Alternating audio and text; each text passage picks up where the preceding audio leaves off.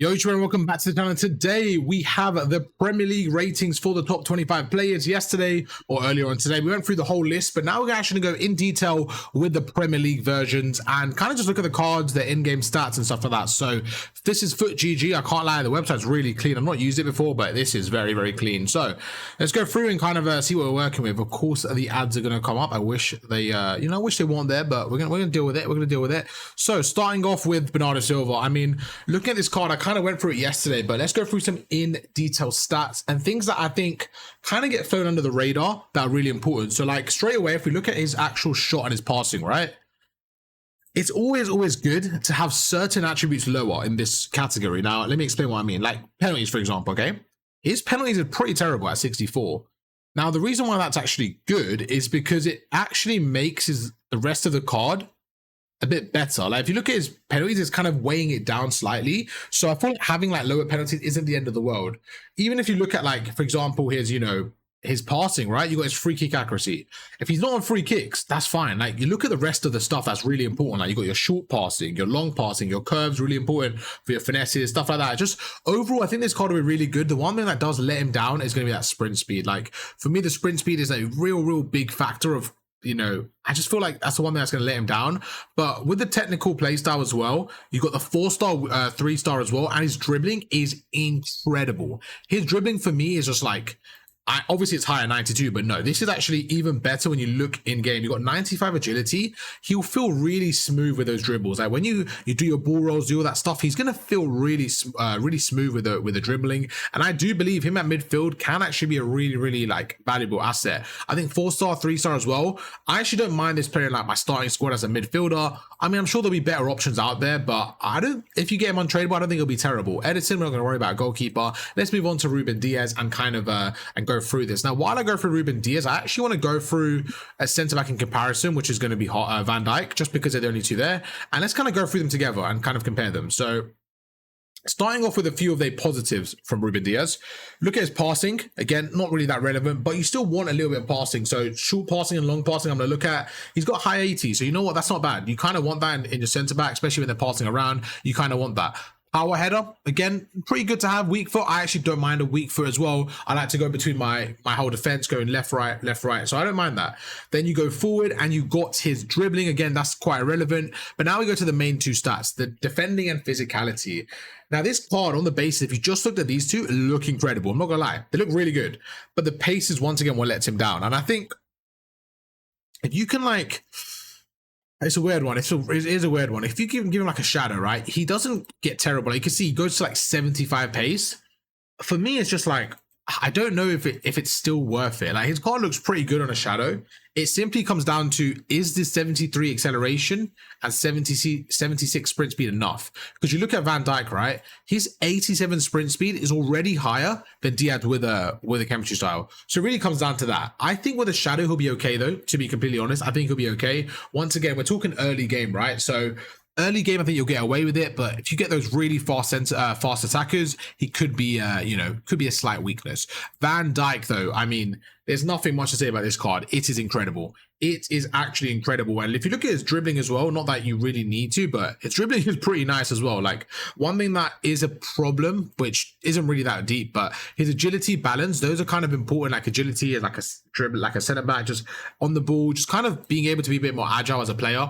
But I don't really think it's the end of the world. You look at the acceleration, so it does take him a while to get to that kind of sprint speed. But once you got him jockeying, I do believe he's like one of the best center backs in the game, even with like icons and stuff. This guy's insane. You look at all of his traits as well. Like honestly, like you're not getting much better than that. You got 6'4". He's got literally all their defending stuff. He's got the aerial physical threat. Like this guy's just incredible. Let's put him on a shadow and see how he looks. And there you go. Now you got 95 sprint speed. So what you have to look at is his main weakness, which is his acceleration.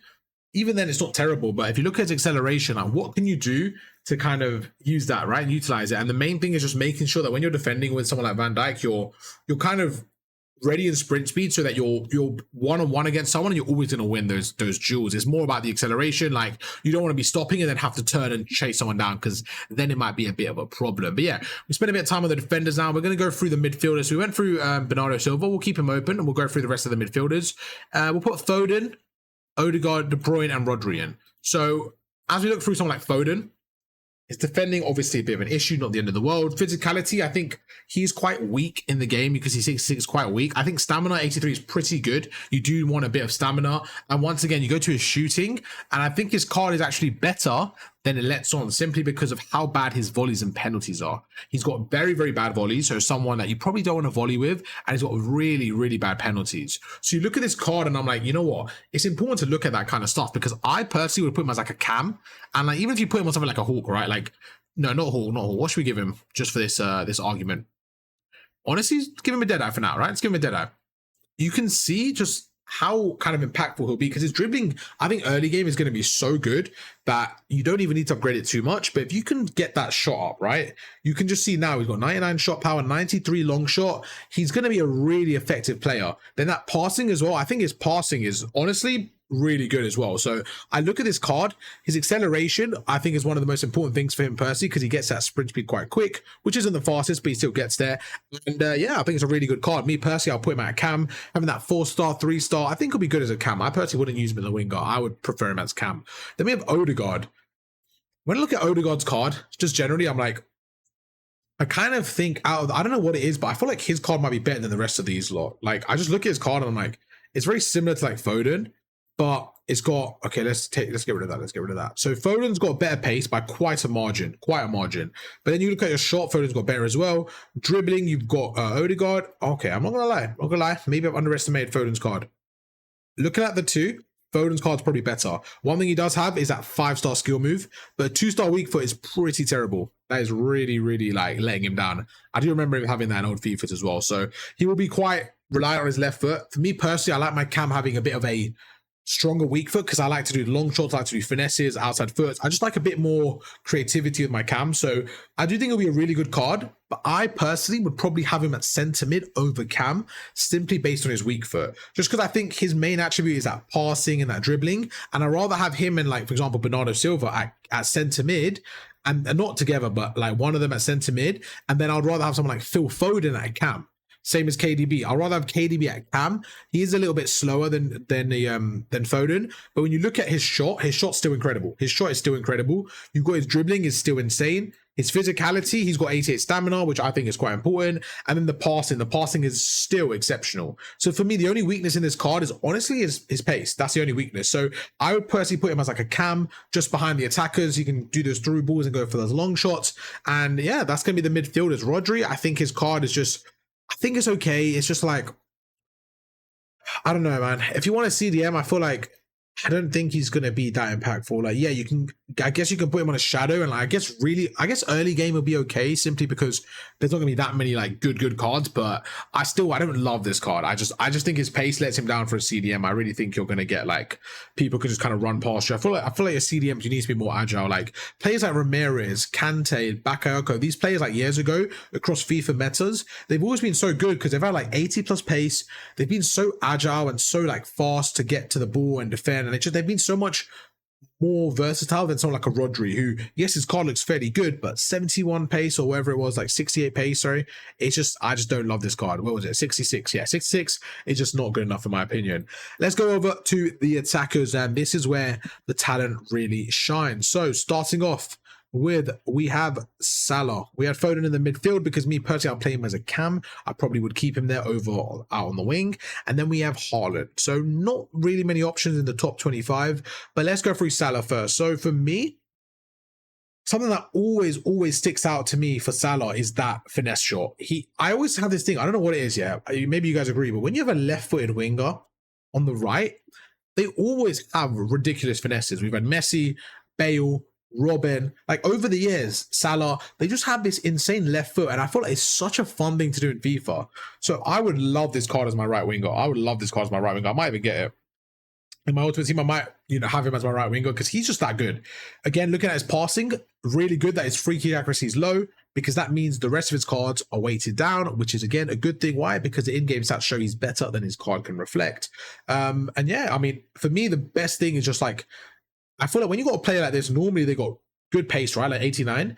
but then his dribbling matches it and his agility and his balance, which is really important.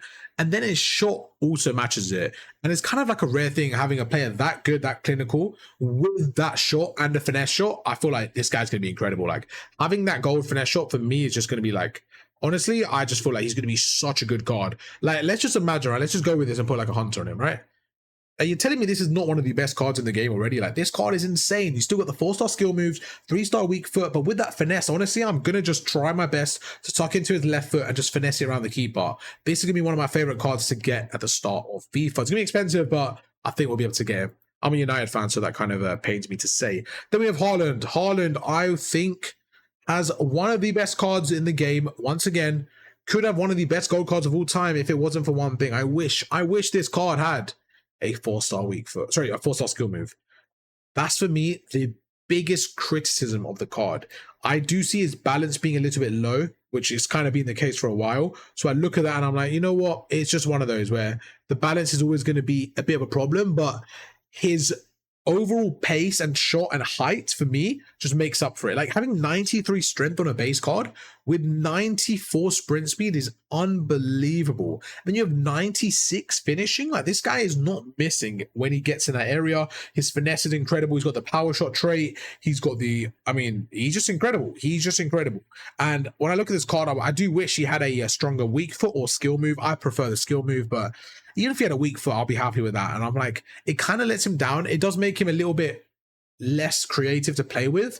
But if you can use him without, you know, trying to be flashy and all that stuff and just use him for what he is, get a through ball in, use his pace, go forward, bully defenders and just finesse it or power shot it like far post, like he's going to be unbelievable. So a bit of a hot take. Or who would I rather pack at the start of the game? This is going to be a hot take. Would I rather pack Salah than Haaland? I don't know. I don't know what it is. I really like the Salah card. I really do. Maybe I'm faded. Maybe Haaland's gonna. Nah, Haaland's still gonna be good. Haaland's still gonna be good. I'm gonna take that back. I mean, I don't know, man. Salah card's still gonna be good as well. But yeah, we'll take Haaland if we can. We'll take Haaland if we can. It's gonna be a very, very expensive card. He's normally quite broken as well, so we will take Haaland. But YouTube, you guys know the drill. That is a Premier League players kind of reviewed and just going over. We're like a week away, man. We're a week away from FC 25. So right now we're kind of just going through the motions as the game is progressing. As the leaks are getting closer, not leaks, well now EA is actually tweeting about it, but as the database gets revealed, we'll have a lot more squad builders on the way, starter squads, stuff like that. So let me know what you guys want to see and I'll make sure to do that for the next video. Thank you guys so much for watching. Thank you guys so much for watching. Catch you guys for another one tomorrow. Peace.